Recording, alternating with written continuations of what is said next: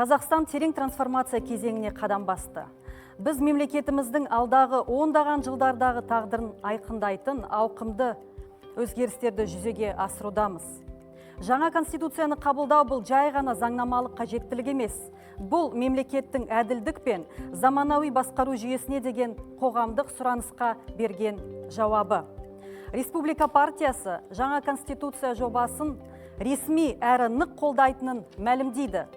Біз бұл реформаны неліктен қолдап жатырмыз?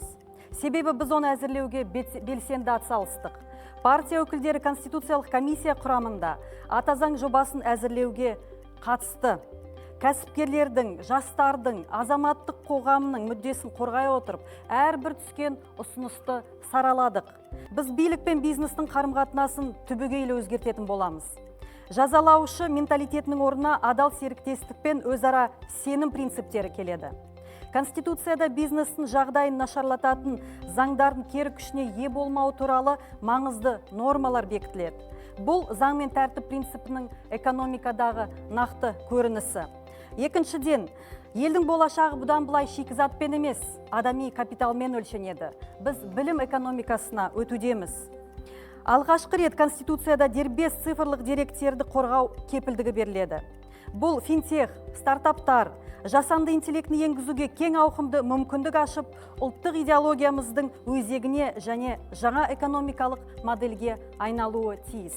Үшіншіден, біз күшті президент, ықпалды парламент, есеп беретін үкімет моделіне түпкілікті өтетін боламыз.